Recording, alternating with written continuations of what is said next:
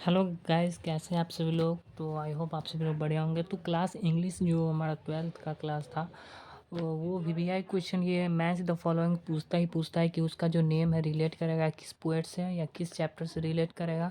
तो आप हमको बताइए। तो एग्ज़ाम में ये क्वेश्चन पूछते हैं 5 मार्क्स के। अगर ये आप कंप्लीट कर लेते हो तो इसमें से कुछ ना कुछ रहेगा ही। जैसे राइटर होते हैं ना, कौन सा बुक मतलब चैप्टर किसने लिखा है वो आप बता सकते हो। तो आपको वो हमारे 5 में 5 मार्क्स का आपको एग्ज़ाम में रहता ही रहता है। तो यहीं पे कुछ है, तो आइए देख लेते हैं कि क्या है।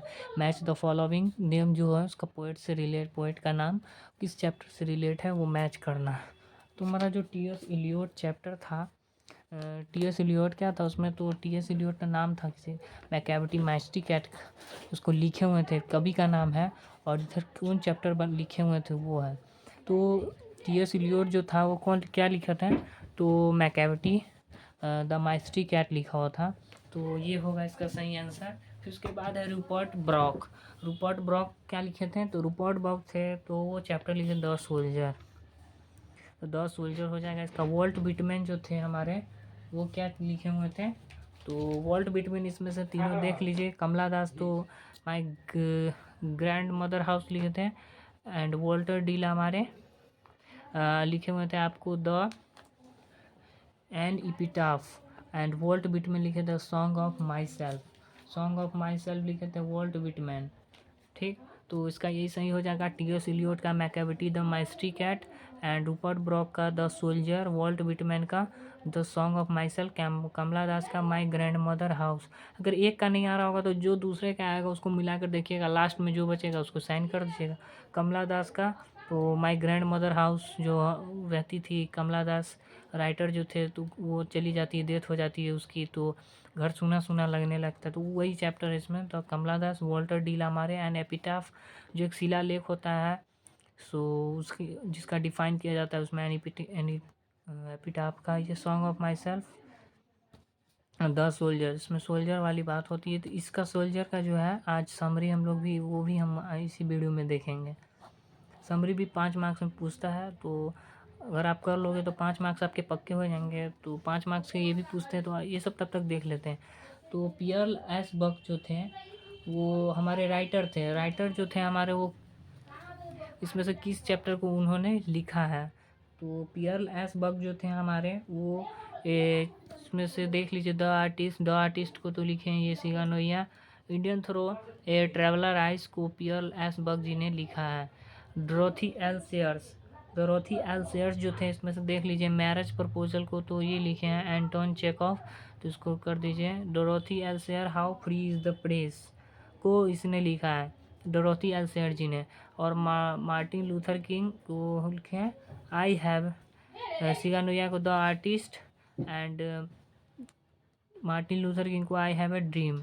आई हैव ए ड्रीम तो पीएल एस बक को लिखे थे Indian through traveller eyes. Dorothy L Sayers को लिखे थे how free is the press. Martin Luther King को लिखे थे I have a dream. Anton Chekhov को लिखे थे मैरिज प्रपोजल। सिगानोया लिखे हुए थे हमारे द आर्टिस्ट। तो ये सब चैप्टर के नाम है, तो आज यही सब देखते हैं। और नेक्स्ट जो हमारा मैच एंड फॉलोइंग जो है वो है हमारा जॉन डॉन। तो ये कौन लिखे थे, तो ये हमारे song of my self, W H Auden, now the lips कौन लिखे थे, तो स्वीटेस्ट लव। रूपर्ट ब्रॉक क्या लिखे थे, कमला दास क्या लिखे थे, तो कमला दास जो थे वो लिखे हुए थे माई ग्रैंड मदर हाउस को। तो कमला दास तो माई ग्रैंड मदर हाउस लिखे थे, तो कमला दास का यहाँ ठीक सामने हो जाएगा। रूपर्ट ब्रॉक का जो है हमारा द सोल्जर।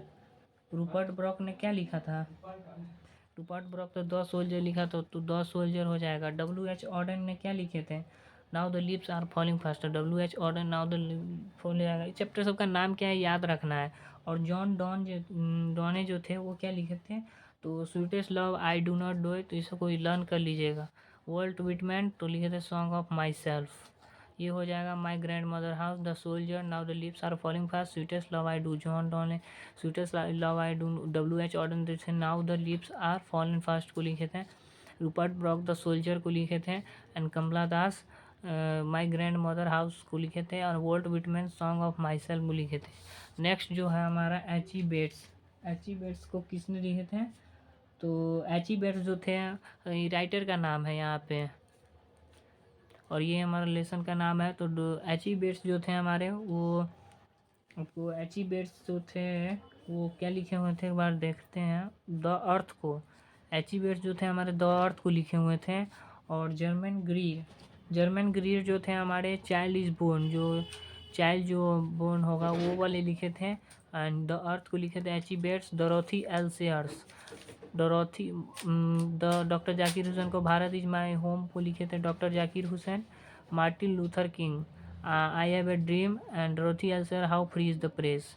तो एचिबेट्स को लिखे थे द अर्थ, जर्मन ग्रीड को लिखे थे child is born, Dorothy L Sayer how free is the press, doctor Zakir Hussain Bharat is my home and I have a dream. तो ये हमारे 2022 में बीएसबी के क्वेश्चन में भी पूछा है। तो आप लोग इस जितने भी मैच ऑन फॉलोइंग जो कराए हैं, मैच ऑफ द फॉलोइंग, सबको अच्छे से कर लीजिएगा।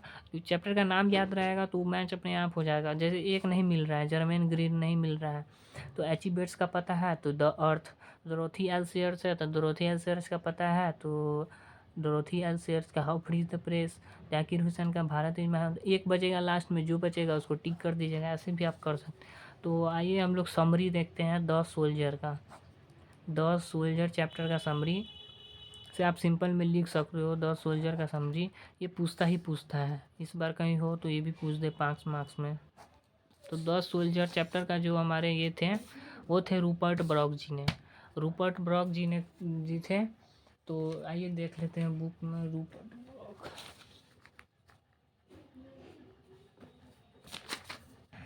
The soldier Rupert Brock 151।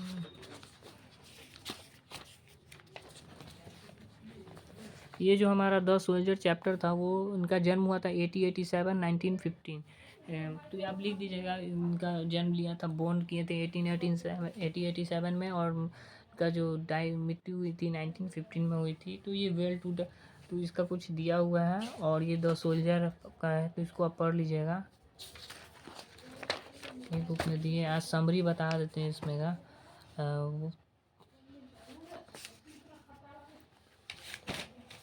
इनका मेन जो कहने का ये है भाव है वो स्पष्ट एक्सप्लेन से करते हैं कि जो सोल्जर जो चैप्टर है उसको जो कंपोज किए हैं, लिखे हैं by the poet Rupert Brooke ji ने। रूपर्ट ब्रॉक जी ने लिखे हैं who was the most handsome young man in England. इसमें कहा गया है कि ये जो हमारे लेखक थे वो यंग मैन थे इंग्लैंड के।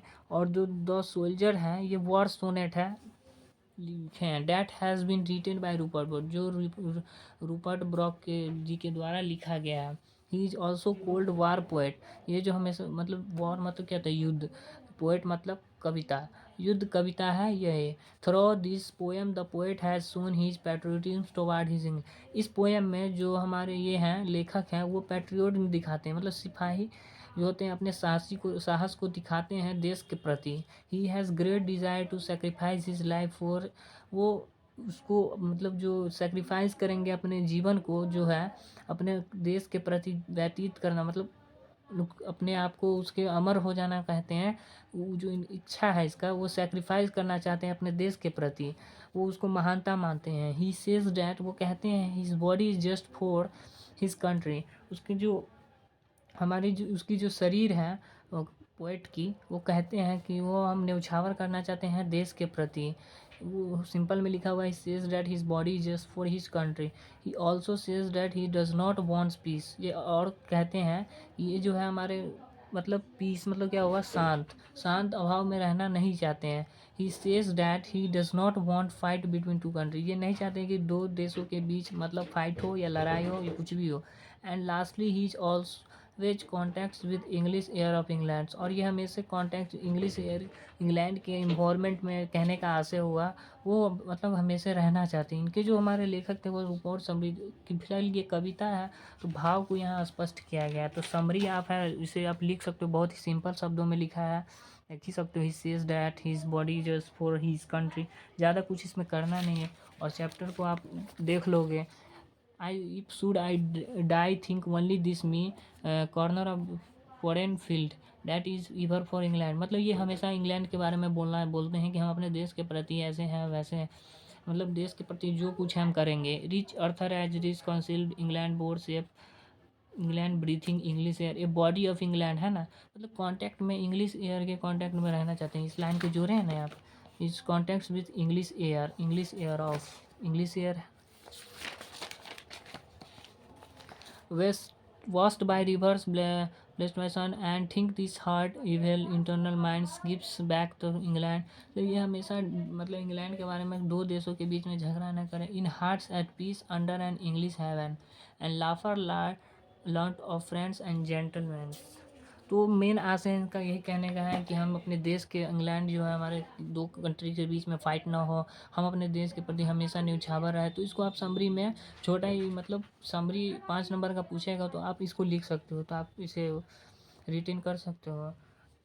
मिलते हैं नेक्स्ट वीडियो में, तब तक के लिए जय हिंद जय भारत। और इसको जो बताया है मैच द फॉलोइंग को, इसे आप अच्छे से देख लीजिएगा। तो आज का वीडियो यहीं तक रखते हैं, मिलते हैं नेक्स्ट वीडियो में। तो आज समरी है तो इसे आप लिख लो।